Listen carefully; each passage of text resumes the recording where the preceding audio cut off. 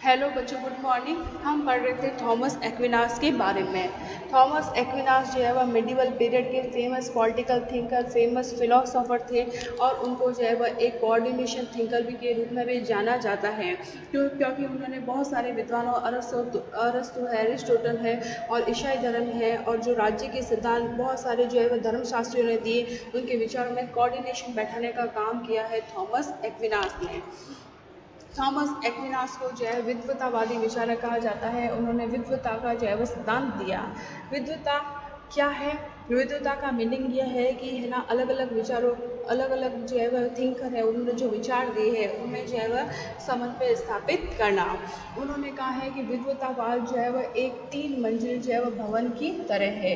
एक जो है वह 3 मंजिल जो है वह भवन की तरह है, जिसमें जो है वह क्या है, पहली बिल्डिंग पर तो जो है वह साइंस है, पहली बिल्डिंग पर जो है वह साइंस है।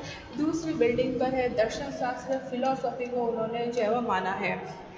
उन्होंने कहा है कि विज्ञान के मूल तत्वों को, दर्शन शास्त्र क्या करता है कि विज्ञान के मूल तत्वों को जो है वह एकत्रित करके उनके अंदर सह संबंध स्थापित करता है और ये दोनों मंजिलें जो है वह मानव व तर्क का जो है वह प्रतीक है कि मानव ने क्या क्या सिद्धांत दिया है, फैक्ट को इकट्ठा किया है, तो मानव दोनों मंजिलें जो है वह मानव तर्क का प्रतीक है। और जिन पर विज्ञान पर और मनुष्य ने जो सिद्धांत दिए हैं उन पर जो समन्वय है, उन पर जो नियंत्रण है, वो धर्म दर्शन के द्वारा किया जाता है। तो तीसरी मंजिल जो है वह समर्थन करती है किसको? धर्म दर्शन पर। कि विज्ञान ने जो तर्क दिए हैं, है ना, दर्शन शास्त्र ने विज्ञान के तत्वों को इकट्ठा किया है, तो उन दोनों पर जो है वह नियंत्रण, कंट्रोल, समन्वय करने का काम धर्म दर्शन के द्वारा किया जाता है। और इस धर्म दर्शन का जो मीनिंग है वो ईसाई प्रकाशना से है, मतलब ईसाइयत की बातें जो है वह चारों ओर फैली जाए और ये जो है वह ज्ञान की सबसे मजबूत इमारत है और ये हमारे जो है वह ज्ञान को बहुत मजबूत बनाता है। और धर्म दर्शन जो है वह धर्म की जो बातें हैं वो दर्शन शास्त्र और विज्ञान दोनों से जो है वह श्रेष्ठ है। क्लियर? तो ये है आपका विद्वतावाद। अब आप नेक्स्ट लेते हैं थॉमस एक्विनास के कानून संबंधी विचार। थॉमस एक्विनास ने जो है वह कानून के संबंध में विचार दिए हैं। एक्विनास के सर्वाधिक महत्वपूर्ण विचार जो है वह कानून की विवेचना से संबद्ध है। एक्विनास ने जो है वह कानून के बारे में कहा है कि कानून विवेक सम्मत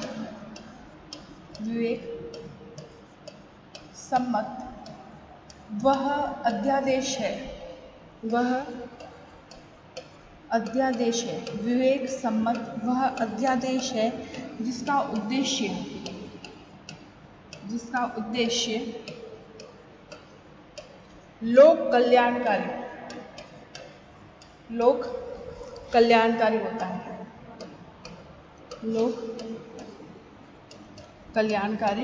होता है।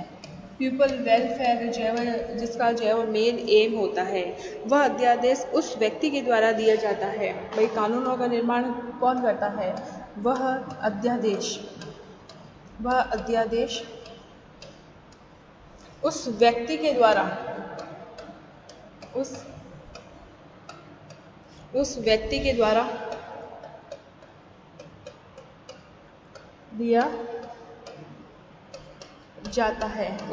द्वारा दिया जाता है, जिसके ऊपर किसी समुदाय की रक्षा,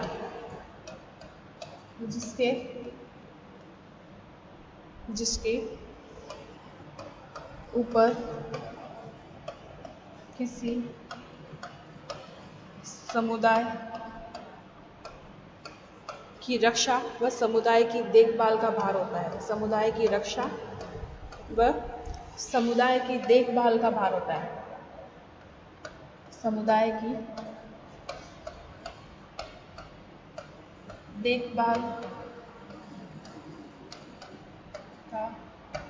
भार होता है। कानून जो है वह विवेक सम्मत वह अध्यादेश है थॉमस एक्विनास के अकॉर्डिंग, जिसका उद्देश्य क्या होता है? लोक कल्याणकारी होता है। यह अध्यादेश, यह ऑर्डिनेंस जो है वह उस व्यक्ति के द्वारा दिया जाता है जिसके ऊपर जो है वह किसी समुदाय की रक्षा व समुदाय की देखभाल का भार होता है। इस परिभाषा से स्पष्ट होता है कि थॉमस एक्विनास भी अरस्तु की भांति यह मानता था कि शक्ति उसी समय तक न्यायपूर्ण है जब वह किसी लोक कल्याणकारी धारणा का जो है वह प्रतिपादन करती हो। शक्ति होनी चाहिए, माना कि जो है वह शक्ति होनी चाहिए, लेकिन शक्ति का मेन उद्देश्य क्या होता है? लोगों का कल्याण करना।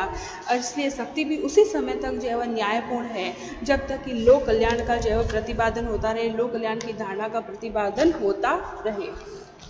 थॉमस एक्विनास के अनुसार जो है वह उन्होंने कानून के संबंध में कहा है कि कानून जो है वह क्या होते हैं? सार्वभौमिक होते हैं, यूनिवर्सल है। कानून जो है वह क्या है? सार्वभौमिक है, यूनिवर्सल है। कानून जो है वह सार्वभौमिक है, यूनिवर्सल है, सभी को जो है वह कानूनों का पालन करना चाहिए। कानूनों का पालन जो है वह सभी के द्वारा किया जाना चाहिए। पालन सभी के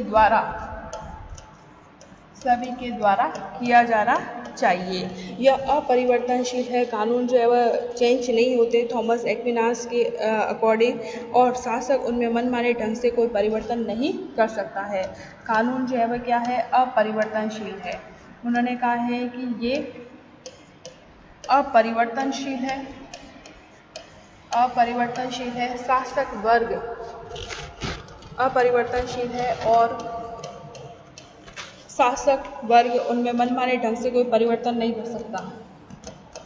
शासक वर्ग उनमें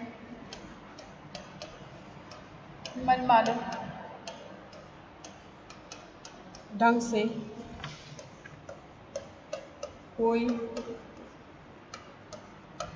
परिवर्तन नहीं कर सकता। शासक वर्ग जो है वह उनमें कोई मनमाने ढंग से परिवर्तन नहीं कर सकता। कानून का मूल स्रोत जो है वह क्या है? प्रकृति है। प्रकृति कानून का जो है वह मेन सोर्स है। मूल स्रोत कानूनों का जो है वह कौन है? प्रकृति है। मूल स्रोत कानूनों का प्रकृति है, नेचर है। मानवीय कानून भी दैवीय कानून का ही भाग है, जिसके अनुसार पृथ्वी और स्वर्ग पर जो है वह शासन किया जाता है। थॉमस एक्विनास ने कानून के बारे में कहा है कि मानवीय कानून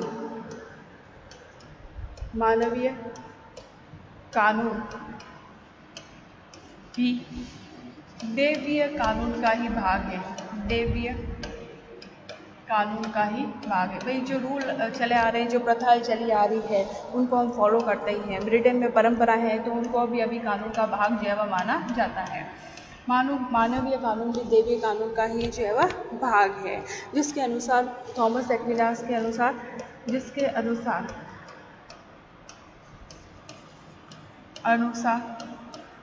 पृथ्वी तथा स्वर्ग पर शासन किया जाता है। तथा स्वर्ग में शासन किया जाता है। किसी मनुष्य में, यहाँ तक कि जो है वह पोप में भी जो है वह कानून के उल्लंघन की शक्ति जो है वह नहीं है। थॉमस एक्विनास ने कहा है कि किसी भी मनुष्य को हर कोई जो है वह कानूनों का पालन करेगा। किसी भी मनुष्य में इवन यहाँ तक कि, क्योंकि उस समय जो है वह ईसाई धर्म का बोलबाला था, यहाँ तक कि पोप में भी कानून के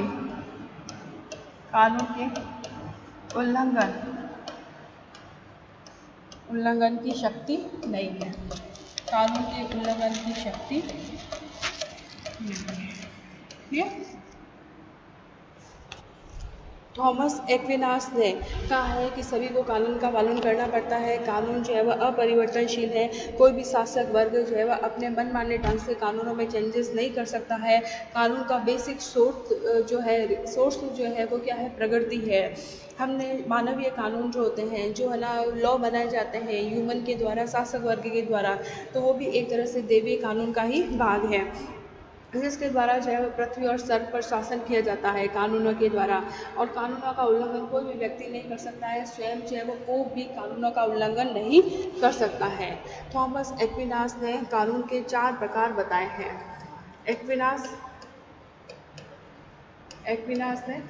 थॉमस एक्विनास ने कानून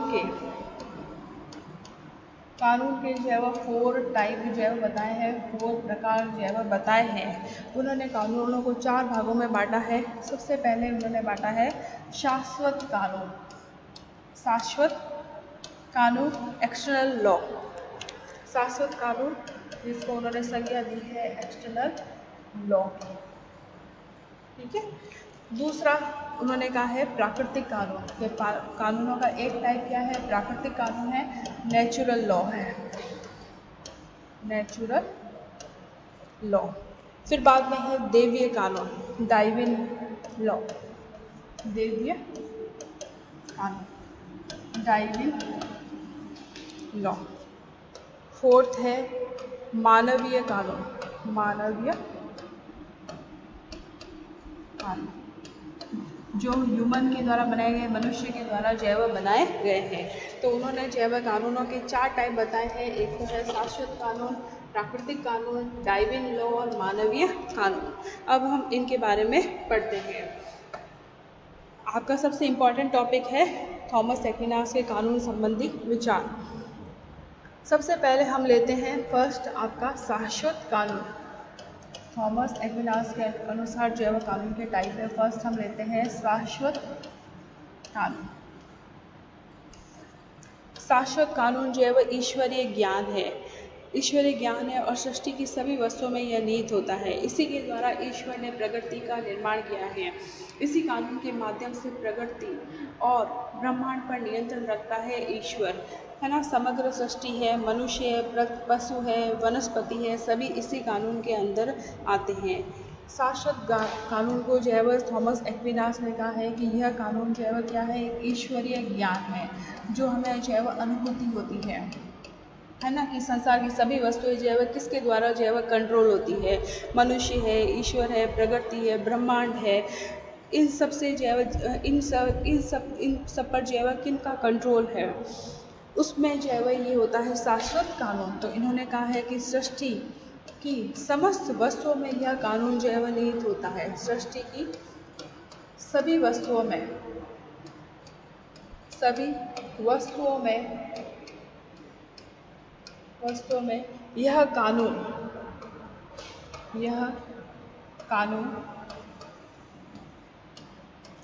निहित होता है। इसी के द्वारा ईश्वर ने, इस कानून के द्वारा ही जो है ईश्वर ने जो है प्रकृति का निर्माण किया है। इस कानून के द्वारा ही,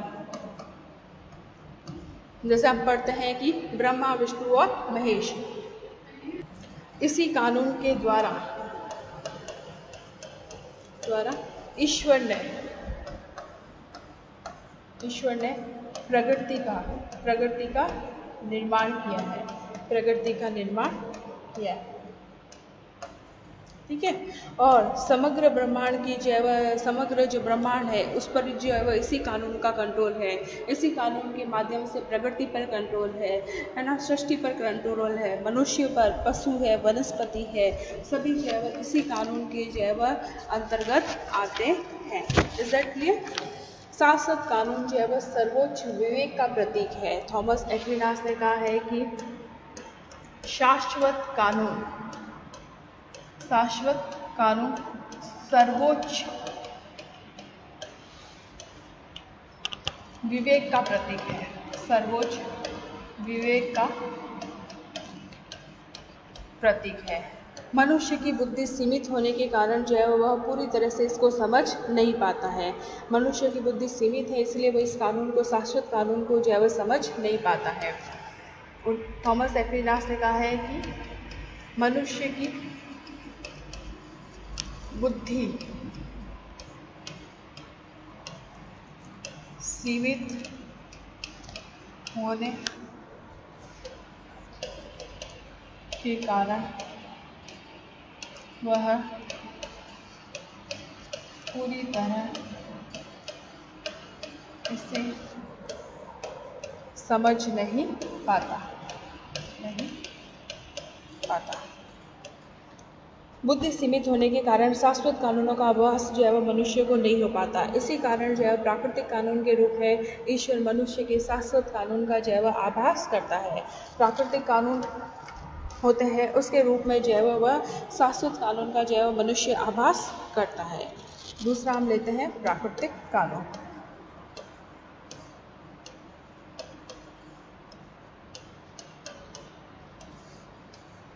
प्राकृतिक कानून जो है वह सृष्टि के जो है वह सभी जीव है प्राणियों में दैवीय विवेक का प्रतिबिंब है।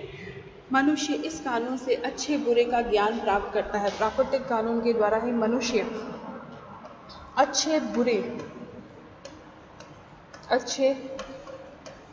का ज्ञान प्राप्त करता है। अच्छे बुरे का जो है वह ज्ञान प्राप्त करता है। प्राकृतिक कानूनों की उत्पत्ति जो है वह शाश्वत कानूनों से होती है, परंतु ये उन कानूनों से सरल तथा बोधगम्य होते हैं। प्राकृतिक कानून में वे सभी बातें शामिल हैं जो मनुष्य की प्रगति से संबंधित जीवन की रक्षा कानून पर जो है वह निर्भर है। मनुष्य में दया है, क्षमा है, परोपकार की भावनाएं आदि जो है वह प्राकृतिक कानून से ही रिलेटेड है।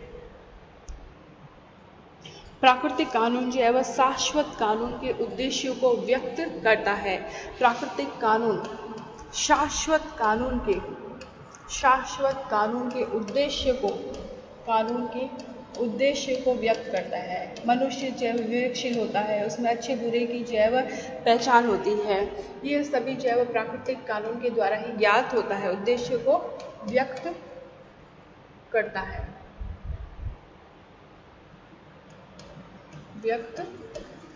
है, जिसमें मनुष्य विवेकशील प्राणी होने के नाते निभाता है। इसमें वे शक्तियाँ निहित होती है जो मनुष्य को या सब प्राणियों को बताती है कि उचित क्या है और अनुचित क्या है, और मनुष्य को हमेशा जो है वह उचित आचरण करने के लिए प्राकृतिक कानून के द्वारा ही मनुष्य जो है वह उचित आचरण करने के लिए प्राकृतिक शक्तियाँ जो है मनुष्य को प्रोत्साहित करती है। उचित आचरण करने के लिए यह कानून जो है वो प्रोत्साहित करता है। ये कानून प्रोत्साहित करता है, ठीक है। इसके द्वारा जो है मनुष्य में सामाजिकता की भावना जो है वह जागृत होती है। सामाजिकता, परोपकार है ना, परोपकार करना, दया करना, आत्मरक्षा है ना, आत्मरक्षा है, दुख है, सुख है, इन सब की जो है वह ये सभी जो इच्छाएं हैं प्राकृतिक कानूनों के ही उदाहरण हैं। दया, दान प्राकृतिक कानून के ही उदाहरण हैं।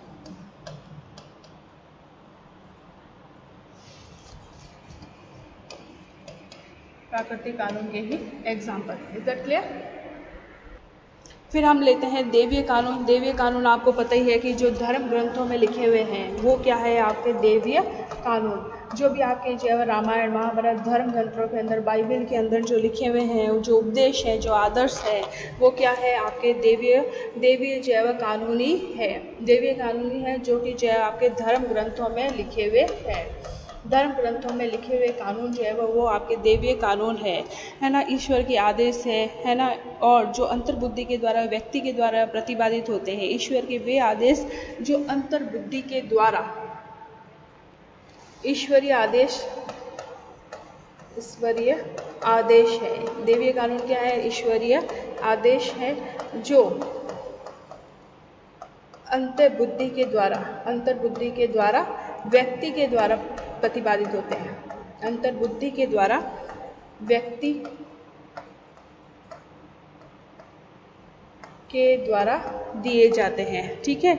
मतलब बहुत सारे जो है वह जो धार्मिक विद्वान है वो उपदेश देते हैं, है ना। ये सारे जो है वह क्या है, दैवीय कानून है। थॉमस एक्विनास का कहना है कि संसार से मुक्ति पाने के लिए ऐसा करना अनिवार्य है, दैवीय कानूनों की जो है वह पालना करनी चाहिए।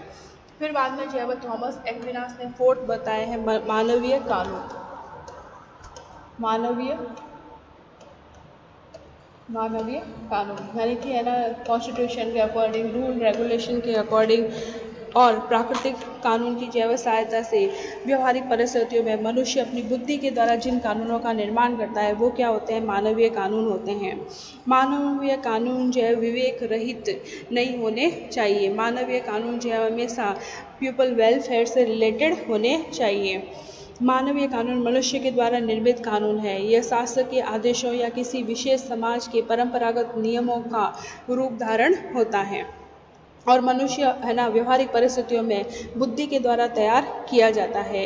इन कानूनों के अंतर्गत रूढ़ियों और मनुष्यों के द्वारा बनाए गए कानून भी इंक्लूड होते हैं। ओके बच्चों, यहाँ तक क्लियर? यही आपका आता है थॉमस एक्विनास के जो है कानून संबंधी विचार। ओके बच्चों, थैंक यू।